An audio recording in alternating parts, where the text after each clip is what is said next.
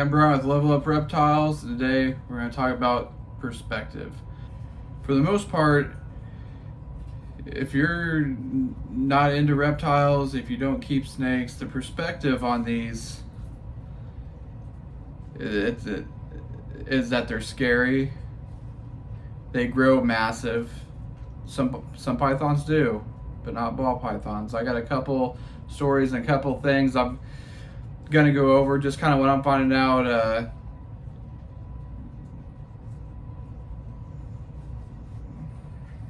Finding out about these guys, as in trying to sell them, trying to get them out there, let them know they're available to friends, just people on Facebook, people I associate with, and things like that. Now, the first perspective is somebody that's not really into reptiles, or some people are into reptiles. It's they can have bearded dragons and such, and be in love with those, be terrified of these, and that's just because they don't have the right knowledge of what a ball python actually does and how big they actually get. That's the biggest fear. I've talked to a few people like, oh man, I don't want one of those that end up eating my dog. See, that right there is, they have no idea that the difference between retics and ball pythons. That's the level of just not knowing. Little guy. So the first thing I came across was my wife had a couple of my nieces and nephews over for the weekend, and they came and they wanted to see the snakes. That's the first thing they ask. They want to see the baby snakes. So we they got to hold them a few times over the weekend and stuff, and their mom comes and picks them up, and that's the first thing they got to tell them is she has to look at these baby ball pythons with her. Now, she's had lizards, she's had different kinds of reptiles, but really doesn't know anything about snakes or ball pythons for that matter. And her first reaction was, oh hell no, I don't want to be around any snake. So the kids actually were able to convince her, just let me bring one of the babies out. So I brought him out. This is our Mojave JHI Firefly. This is our holdback this year. And her own son was holding the snake. And eventually, I'd say a couple minutes goes by, and she asked if she could hold it. I said, I got you one better. I said, let me get another one out, just as tame. I'll let you hold it. So I get it out. She was a little hesitant. She just walked in the door not even 5 minutes ago saying hell no about snakes. Don't even want to see one. Now 5 minutes later, after telling her a little bit about them, she wants to hold one.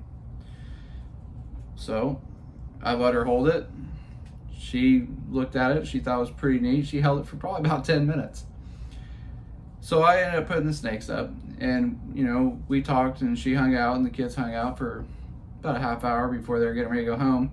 And as she was leaving, well, let me rewind that. After I got the babies out, she said, well, I don't want them getting so big that they're going to eat my other animals. I said, they don't get that big. And so I got one of my adults out. I got a couple of them out. I showed her this is, there's snakes in between about 1,500 and 2,200 grams. One of them was this guy's mom. So I got them out. She was like, she couldn't believe that's as big as they get, which I understand. They do get bigger. I've got one massive one in there, but she's over 4,000 grams. But for the most part, as a pet, 2,000 grams, really not going to get a whole lot bigger than that.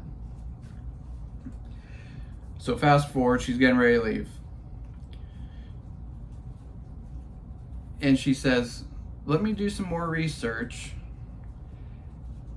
and I'm thinking about getting one for the kids. Now, so it took me about 10 minutes for somebody that didn't know anything about snakes, anything about ball pythons, didn't even want to look at them, to not only holding it, but considering buying one. And I think that's just, I think most people would feel that way if they just, associated with them. So that's that story. That's perspective on, just people not knowing about ball pythons. And if you're watching this and you don't know a whole lot about ball pythons, keep watching the channel. I do all kinds of different tips, different things to do. I show the babies off. If you got any questions, just comment down in the section there. Now I'm going to go into the next perspective, and that's people that I know that are thinking about buying ball pythons. And me as a breeder, I kind of want to know getting into it, because I'm trying to get the community, trying to get more people into wanting to keep ball pythons. And I was kind of surprised showing different pictures of different friends on the different hatchlings I had. Now this guy, I think he's pretty cool. Most of them thought he was pretty cool, but he wasn't their favorite. The two gene-packed ones, this one and the other one, which is a Firefly GHI I had. So the more gene-packed ones, I found that as just a pet owner, they didn't like those ones quite as much. One of the fan favorites was I have a Superfly, which, yeah, that's got some genes in it, but that's probably about hands down everybody's favorite.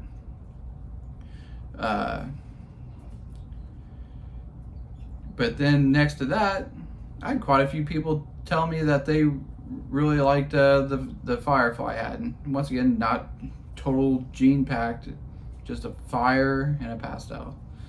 That was probably about the second favorite of most people just looking for a pet. The price is good on, but they weren't even considering price at that point. They were just visually which ones they liked the best. I'm going to be getting into, ultra males, all these recessives and things, but I'm still going to be creating just the pastels, just the things for the pet owners, because that's what it's all about. Yeah, we can breed all day, make all these different genes, and at the end of the day, if a person truly just wants a ball python, they don't have to spend thousands of dollars. They can buy a Firefly for $150 or a pastel for $100, and they're all pretty neat. So those are the couple of perspectives. Just ball pythons. There's one for everybody, that's for sure. All the genes and all the different colors. Different people like different things, but from what I'm seeing, there's some pretty cool gene-packed ball pythons. I plan on getting into them in the future. But just the simple ones are pretty cool too. Just take a GHI Mojave. Just those two genes make an incredible snake.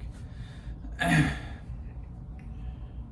then also, if I'm sure you guys know somebody that just can't even fathom seeing a snake, not alone holding one, and that's just because they're not informed on just what they're about. They don't get gigantic. They're relatively pretty tame, just out of the egg tame. You do get some snippy ones here and there, but overall, they're really good pets. That's part of the reason why there's a lot of breeders out there, and there's a lot of people producing them just because they do make a terrific beginner snake. Somebody that's not somebody wants that's not gigantic.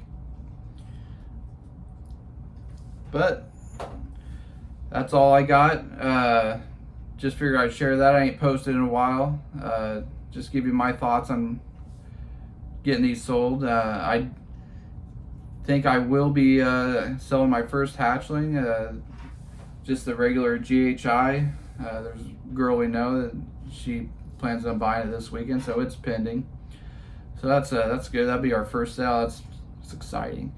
Morph Market, right now we got just the Firefly on there. The pastel is available. It's just right now I don't have the subscription up for Morph Market, so they'll only let me post one animal at a time. But I will be I do plan on getting that up and going once there's a couple more ready. They're all pretty much eating except for one. I did have to assist feed one. I'm hoping it gets its act together and starts eating. The rest of them are eating good. I got a couple that are not wanting rats, they're wanting mice, so I'm holding them until I can get them switched over. That's only what's right for the customer, so or those ones would be ready. So I'm hoping in the next 2-3 weeks all of them will be available, not just the two. So I hope you guys enjoyed that video. Don't forget to like, share, subscribe. Hit that notification bell. Whenever I upload videos, you'll be the first to know. But until next time, I'm Brian with Level Up Reptiles. What level are you on?